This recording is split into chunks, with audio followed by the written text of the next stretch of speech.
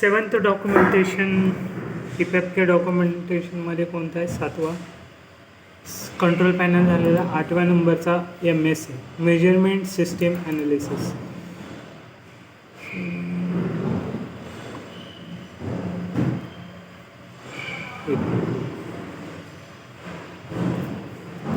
इथे गेला.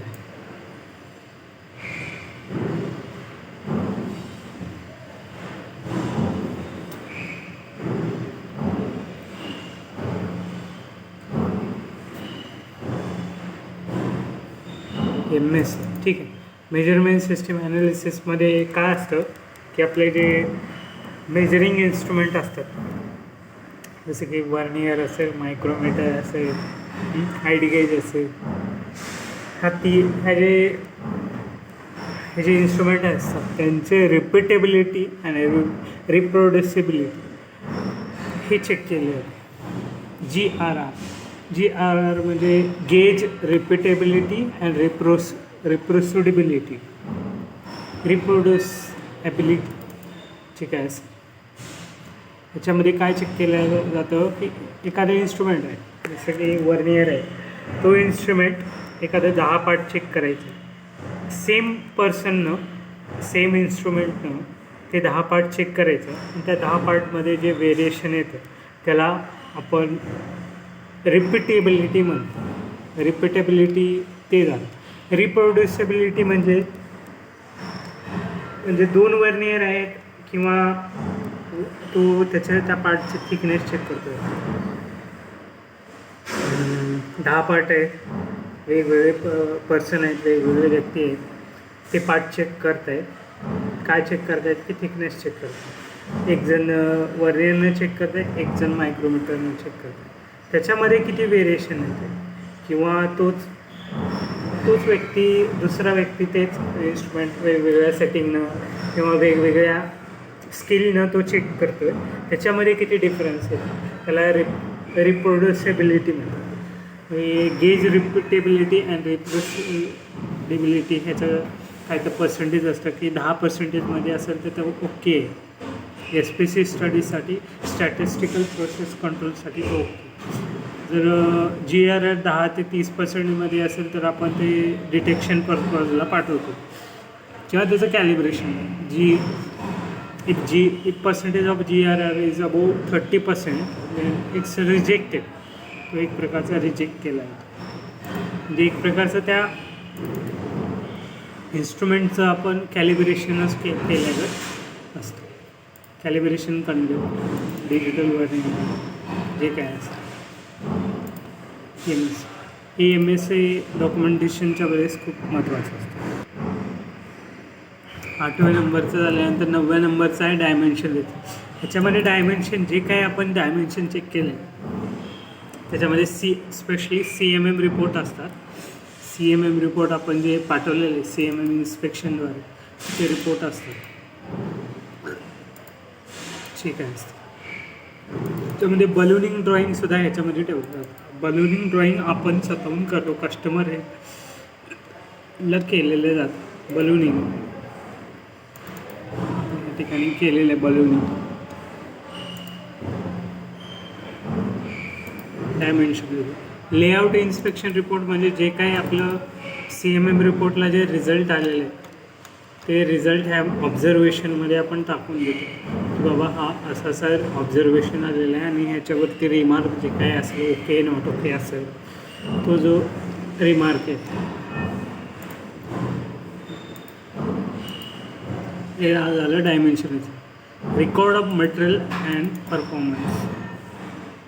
त्याच्यामध्ये मटेरियलचा जो पर्सेंटेज असेल, एखादं मटेरियल असेल, CESचं मटेरियल असेल, त्याच्यामध्ये केमिकल कंपोजिशन त्याचं पर्सेंटेज किती आहे, क्रोमियमचं किती आहे, निकेलचं किती आहे, जे काही असेल त्याचं प्रमाण आहे, त्याचं एक स्पेसिफिक पर्सेंटेज आहे. ते लॅबद्वारे आपण टेस्ट रिपोर्ट बनवून घेतो.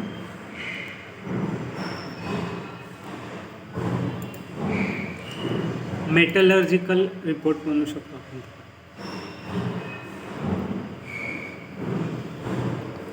मेकॅनिकल प्रॉपर्टीज असतात त्याच्या, ते मेकॅनिकल प्रॉपर्टी चेक केल्या जातात.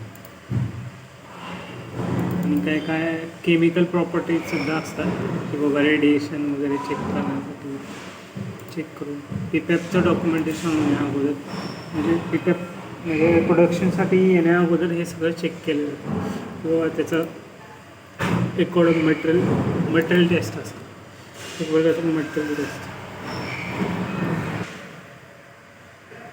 टेस्ट आहे तो एक प्रकारे material chemical and mechanical properties check केलं IPC इनिशियल प्रोसेस स्टडी त्याच्यामध्ये तर इनिशियल प्रोसेस स्टडीमध्ये दिलेले in part drawing KMCC parameter not provided so not म्हणजे IPC म्हणल्यानंतर KMCC पॅरामीटर दिलेलं असेल 30 पार्ट एकदा चेक करायचे CMAवरून त्याच्यावरून आपण ॲव्हरेज काढायचे की हा पार्ट ओके आहे का नॉट ओके जे KMCC क्रिटिकल पॉईंट्स असतात त्याच्यासाठी एक सिम्बॉल असतो ते 2-3 डायमेन्शन काढायचे आणि त्याला IPCमध्ये एक डायग्रॅमॅटिकल व्ह्यूमध्ये त्याला पुट डाऊन करायचं आणि त्यानुसार मग ते बघायचं की आपला पार्ट कितीपर्यंत ओके आहे not okay IPC statistical process ते SPC त्यामुळे laboratory qualified lab documentation Nabi नावाचं एक लॅब आहे लॅब टेस्टिंगमध्ये त्याचं लॅबचे काय टेस्टिंगचं असेल ते रिपोर्ट असतं ठीक 13व्या नंबरचा आहे अपीअरन्स अप्रूव्हल म्हणजे आपला जो पार्ट आहे तो कसा अपीअर असतो विथ फिक्चर विदाउट फिक्चर जे काय असतं कंप्लीट पार्ट फोटो म्हणजे असेंब्ली झाल्यानंतर ते सगळं फोटो इन्स्पेक्शन फिक्चर विथ आणि विदाउट इन्स्पेक्शन फिक्चर असं सॅम्पल प्रोडक्शन सॅम्पल पार्ट असतात सॅम्पल पार्ट ठेवलेले असतात की बाबा हा सॅम्पल पार्ट आहे आमचा ते ऑडिटच्या वेळेस सॅम्पल पार्ट लागतो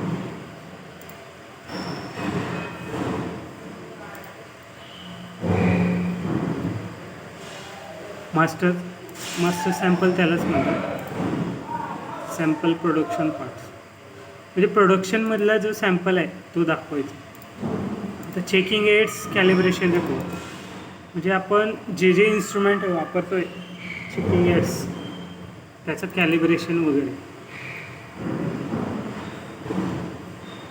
आता डिजिटल वर्नियर कॅलिबर आहे त्याचं लिस्ट काउंट किती आहे त्याच्या रेंजमध्ये किती आहे कॅलिब्रेशन डेट किती आहे ड्यू डेट किती आहे रिमार्क कधी आहे हे मायक्रोमीटर असेल हाईट गेज असेल CMM असेल त्याचं इन्स्ट्रुमेंटचं रेंज किती आहे साईज किती आहे त्याचं लिस्ट काउंट किती आहे त्याचं कॅलिब्रेशन डेट कधी आहे ड्यू डेट कधी आहे ते सगळे इन्फॉर्मेशन चेकिंग एड्स आपल्याला कोणते इन्स्ट्रुमेंट लागणार आहेत आपल्याला चेकिंगसाठी customer specific requirement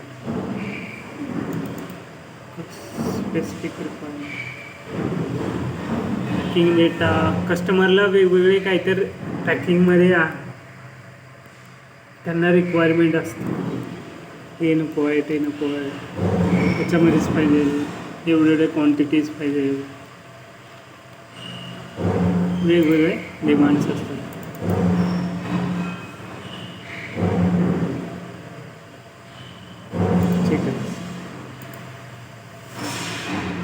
part submission warrant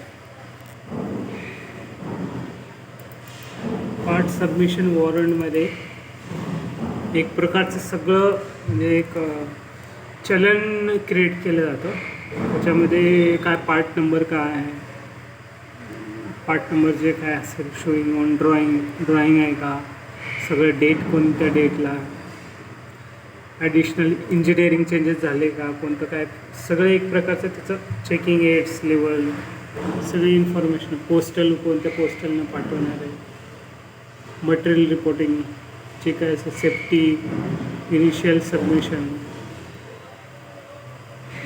त्याच्यामध्ये काय इनिशियल सबमिशन असेल चेंज टू ऑप्टिमल सप्लायर और material change in part processing tooling change झालेलं असेल काय requested submission warrant with sample.